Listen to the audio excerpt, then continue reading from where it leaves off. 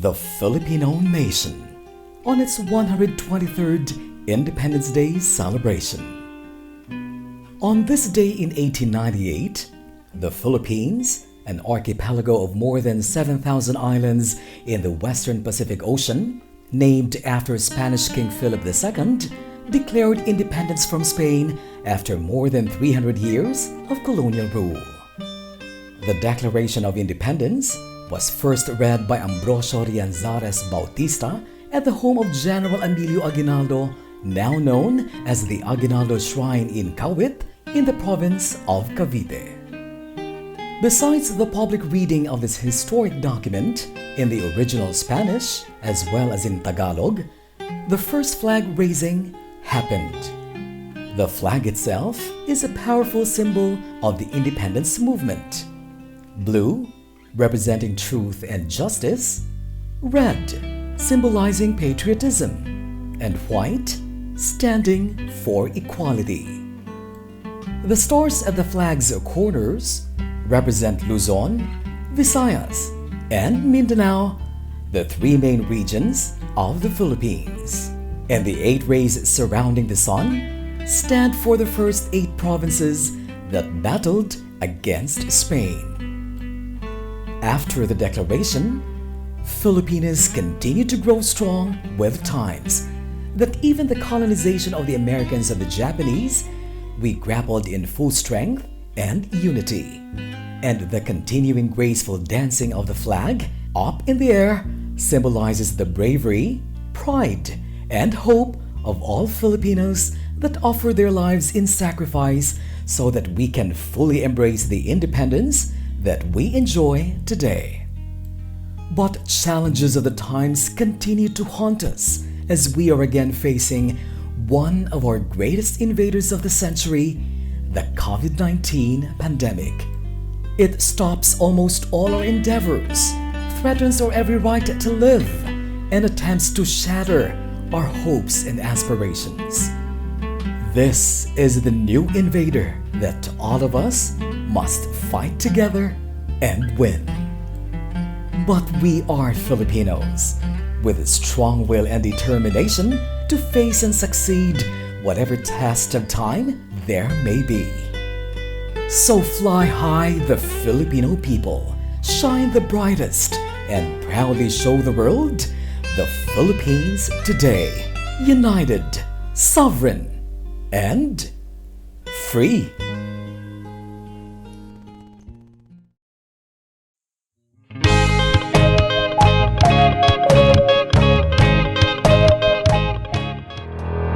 Good day, everyone. The kind of independence we used to enjoy is limited, brought about by the pandemic, affecting all the sectors of society. For us at the Department of Education, the kind of independence actually is limited, brought about by the momentum of the spread of this COVID-19 virus. Luckily, vaccines have arrived, and let's all look forward to have the kind of freedom we used to enjoy. Happy Independence Day to all of us, and especially to RDR. As Khalil Gibran puts it, life without liberty is like a body without sleep.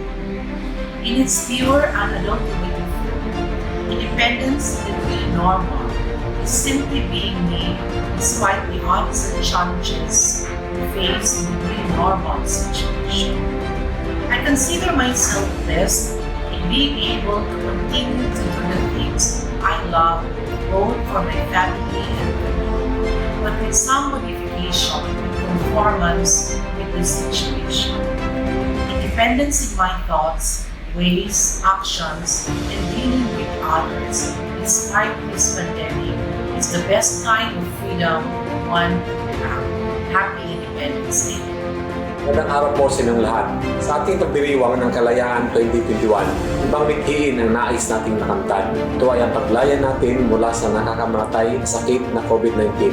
Nais nating mapawi ang ating mga takot at pangamba. Mga kababayan ko, ang tunay na diwa ng kalayaan ay nakaukit sa ngiti ng bawat isa, lalong-lalo na sa mga bata. Sa ngalan ng mga opisyalis, kawani, mga mag-aaral ng DepEd o Roqueta City Division, nais kong pasalamatan ang ating Regional Director Arturo B. Bayocon sa SO3 sa kanyang magiting makapusong pamumuno sa panahong ito ng pandemya. Dahil dito, tayo ay nagkaroon ng lakas, tapang at nagkaisa para labanan ang COVID-19.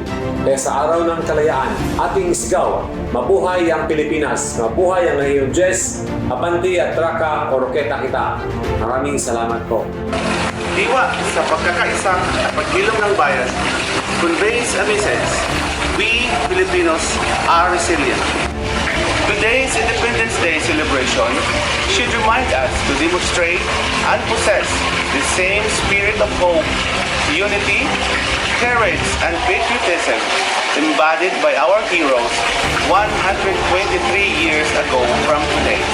May this Independence Day brings harmony to the nation to regain our freedom again. Mabuhay ang Pilipinas! The real essence of our independence in this new normal is practically in the difference by which independence is performed.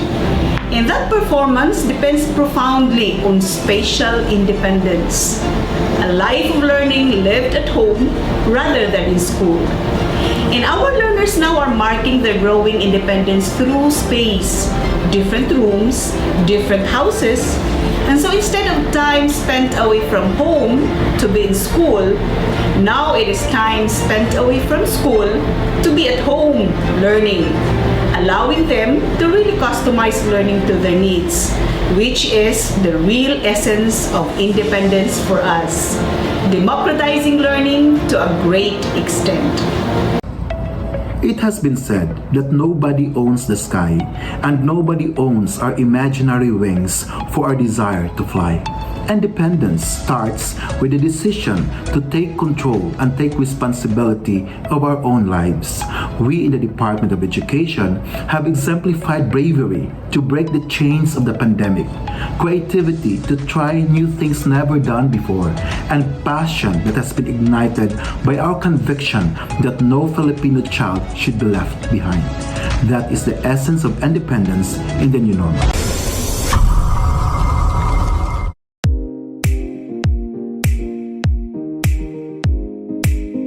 How do you perceive independence in the new normal? That is the big question. Ladies and gentlemen, my name is Rosel Olaer Bacasnot. I am from the Schools Division of Ingog City.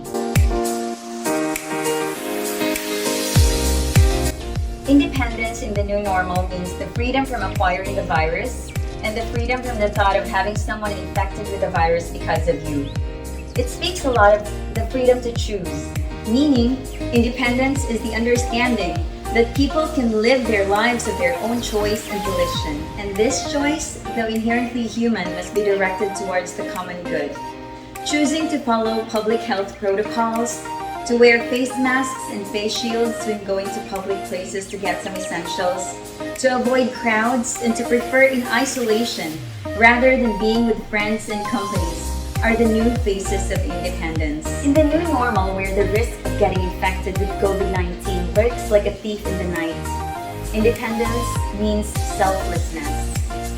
It means taking the initiative to think of others more than our own selves. It is a personal choice that people can either follow or dispense with. Be independent, choose to care.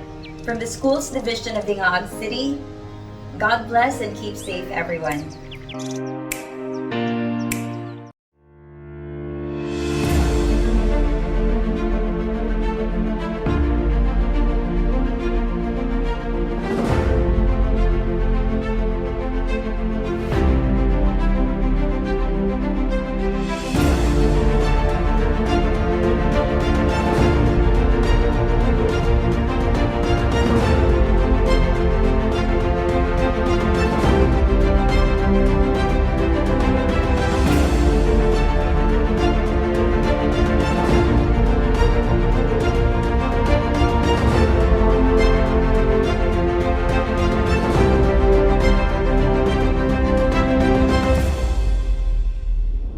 Mga kababayan, ang pambansang awit ng Pilipinas.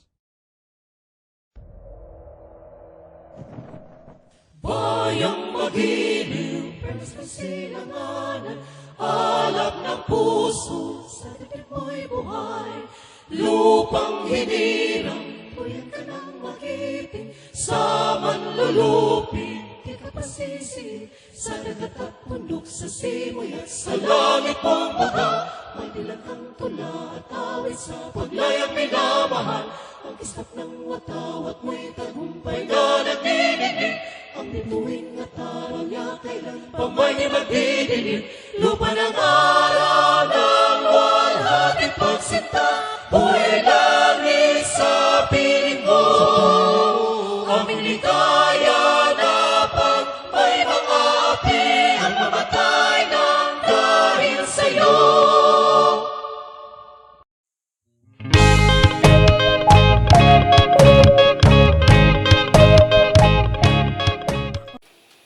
Maligayang araw ng kalayaan po sa ating lahat.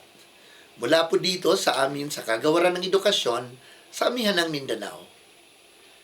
Tuwing ipinagdiriwang natin ang Araw ng Kalayaan o Araw ng Kasarinlan, ipinagmamalaki ko ang aking sarili bilang Pilipino. Nakikita ko ang pag-asa sa gitna ng kawalan at damang-dama ko ang kabuluhan ng buhay, pati na ang mga bagay-bagay na nagaganap sa ating bayan. Bilang Pilipino, ipinagmamalaki ko ang kabayanihan ng ating mga ninuno na matapang na ipinagtanggol ang ating bayan laban sa mga mananakop na itinaya ang kanilang mga buhay nang walang pag-iimbot at isinakripisyo ang mga sariling hangad at pangarap upang mapalaya ang ating bayan sa pagkaalipin at tuluyang makamtan ang kalayaang minimiti na ating tinatamasa ngayon. Ang pagdiriwang natin ng Araw ng Kalayaan ay nagbibigay sa akin ng inspirasyon, kapangyarihan at sigla upang bumangon sa bangungot ng kahapon, harapin ang mga hamon ngayon at ipagpatuloy ang laban at pangarap ng bukas sa pag-asang maibangon ang bayan at maitaguyod ang mga adhikain nito para sa magandang kinabukasan ng mga kabataan ngayon at sa mga susunod pang henerasyon. Subalit, ang pagdiriwang natin ng ating kasarinlan ay hindi sapat. Kinakailangan na matutunan natin ang mga aral ng kahapon. Isabuhay ang mga ito ayon sa ating mga layunin sa buhay at gamitin ang mga ito bilang ating gabay at patnubay tungo sa ating magandang kinabukasan. Dahil tayo sa kagawaran ng edukasyon, mayroon tayong kalayaan na mamili at gawin ang tama. Mayroon tayong kalayaan na maging bayani kahit sa mga mumunting bagay. At mayroon tayong kalayaan na tumulong at gawing matagumpay ang mga pangarap ng bawat isa para sa bata, para sa bayan. Tulad ninyo, nag-uumapaw ang aking pag-asa. Tapat ang aking mga layunin at buong pusong ipinagmamalaki ko na ako ay ka-DepEd at ako ay Pilipino na may kalayaang tumulong at gawing malaya, mapayapa, masagana at makabuluhan ang aking paninilbihan bilang kawani ng gobyerno at ang aking pamumuhay ayon sa aking tapat na layunin sa sarili, komunidad at sa ating bayang Pilipinas. Muli, maligayang araw ng kalayaan at mabuhay po tayong lahat.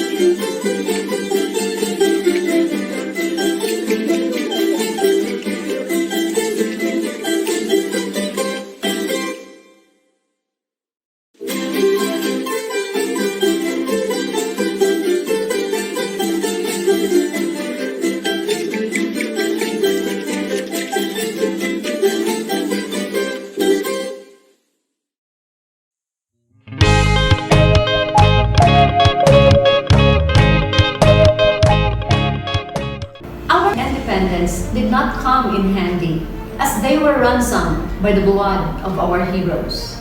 There is a huge battle we are facing now that threatens our independence. With discipline, mindfulness, and prayers, may we fight together against this pandemic to achieve a COVID-19-free country and for us to once again savor the freedom we were once enjoying before the pandemic. To all the Filipinos around the globe, a blessed and meaningful National Independence Day. Mabuhay ka, Inang Bayang Pilipinas! Good day. Independence in the new normal is being more competent in dealing with various challenges brought about by this pandemic. It also means trust and confidence to our Malay-Balay icon team that we can survive and triumph together. Happy 123rd Independence Day! Mabuhay po tayong lahat! As principal, I perceive independence in the new normal as testing the waters on how I can sustain making a difference in delivering basic education services to the community in general. It gives me a chill feeling of looking back at the past.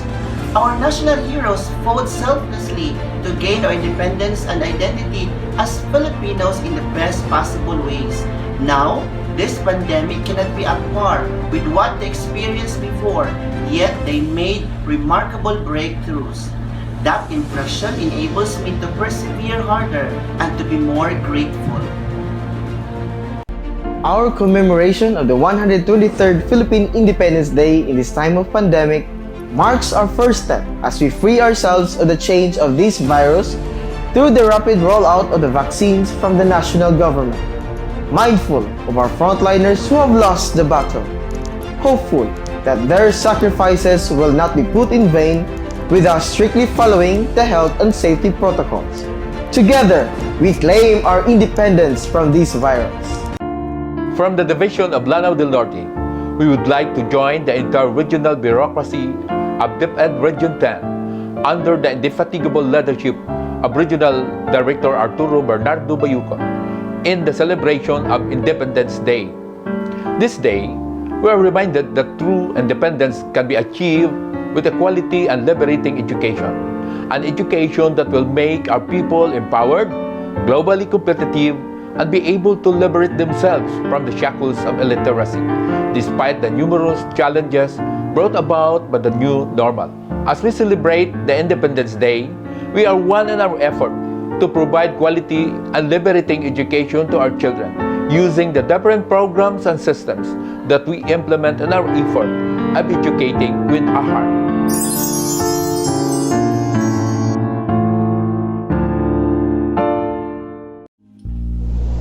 We live in uncertain times.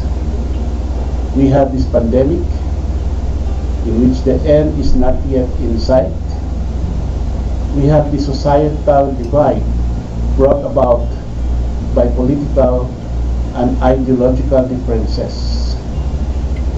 These bickerings has put a wedge that threatens the fabric of our society. But whatever differences we have, let us always remember that the freedom that we enjoy today came with the sweat, blood, and tears of those who unselfishly laid down their lives before us. Mabuhay ang Pilipinas! Mabuhay ang ating kalayaan!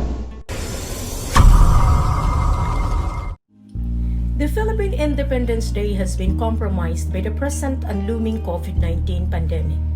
The independence that we now wanted to achieve is the freedom from the hassles of this pandemic. But when can we achieve that? It will only be when the people will be cooperative and responsible enough. The fight that we have now will not only be for the few, but for everybody to take part with. The death of our national heroes will be nothing if today we can discipline ourselves to fight the unseen enemy. Independence means breathing the pure air, walking freely, and the like without restrictions. From the Valencianos, our salute to our new heroes in these times. The frontliners and backliners, medical staff and policemen, above all, our teachers, that despite the terror brought about by the pandemic, they still continue to deliver quality education. The term Lanao is derived from the Maranao word Ranao, meaning body of water. It is truly a place where Muslims and Christians live harmoniously, where culture and differences are mutually respected. With good governance, Lanao del Norte has made its promise to consistently become better than ever.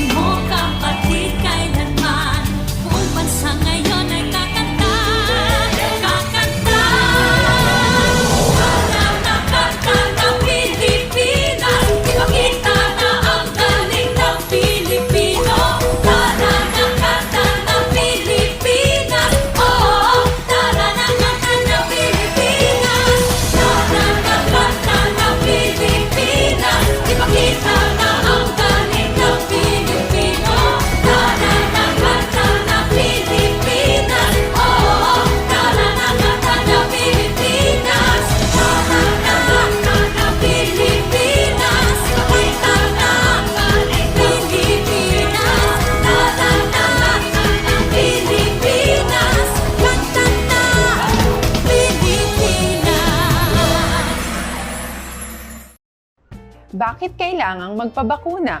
Bakit nga ba vaccination? Ang pandemyang ito ay kumuha ng maraming buhay at patuloy pa nitong nilalagay sa peligro ang buhay ng nakakarami. Pinahina din nito ang ating ekonomiya at maraming Pilipino ang nawalan ng trabaho dahil dito. Sa pagkatuklas ng bakuna laban sa COVID-19, nagkaroon tayo ng oportunidad na malabanan ang pandemyang ito. Sa tulong ng mga bakuna, ay may iwasan natin ang sintomas ng impeksyon at posibleng maiwasan din ang malalang impeksyon at matigilan ang pagkalat nito. Gayunpaman, gaya ng iba pang mga bakunang ginagamit sa nagdaang dekada, ang abilidad nitong protektahan ang ating komunidad ay tataas lamang kung hindi bababa sa 70% ng ating populasyon ay bakunado. Halimbawa, kung ang iyong barangay ay mayroong 100,000 katao, hindi dapat bumaba sa 70,000 ang dapat mabakunahan upang matiyak na proteksyon ang buong komunidad. Kaya ating tandaan, ang pagbabakuna ay hindi lamang para sa iyo o sa iyong pamilya. Ito ay para din sa iyong barangay, lungsod at probinsya. Tara, sa Vida Vaccination!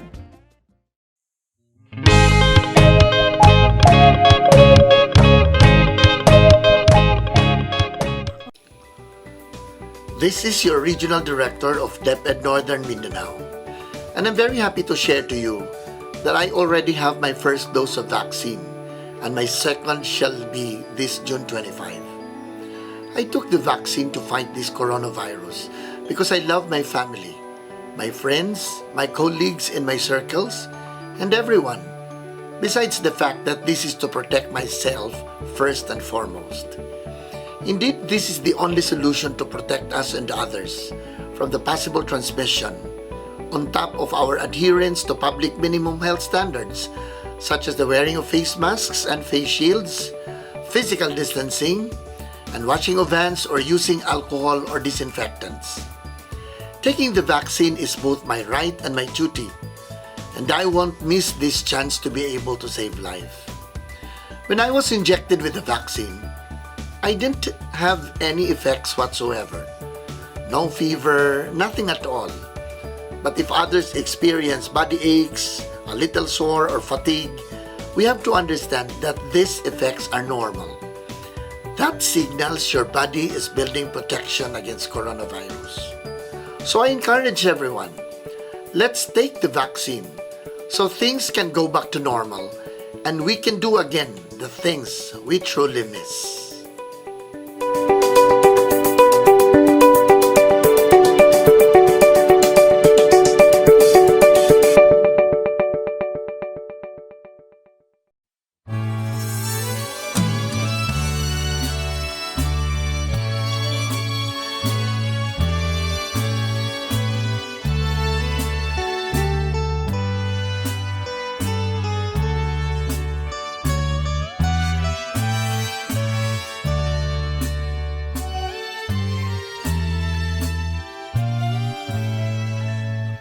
Bayan kong Pilipinas, lupain ng ginto at bulaklak, pag-ibig na sa kanyang palad, nag-alay ng ganda't dilag.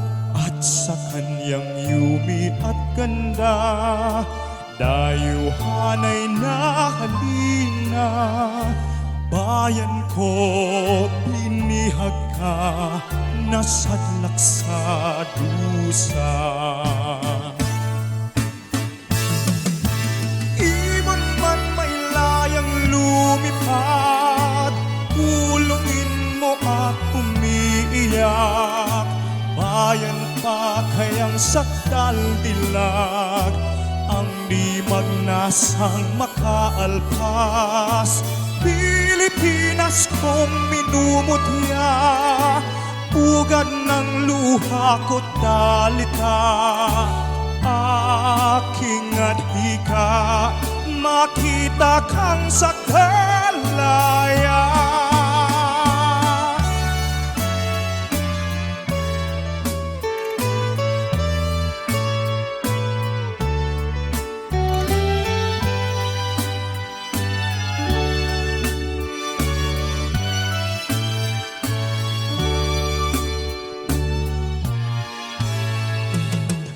Bayan kong Pilipinas, lupain ng ginto at bulaklak, pag-ibig na sa kanyang palad, nag-alay ng ganda't dilag. At sa kanyang yumi at ganda, dayuhan ay nahalina. Bayan ko, binihag ka, nasadlak sa dusa.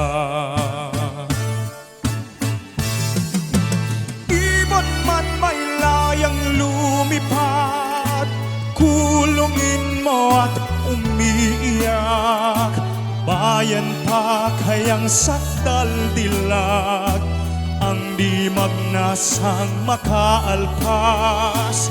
Pilipinas kong minumutya, pugad ng luha ko't dalita, aking adhika, makita kang sakdalaya.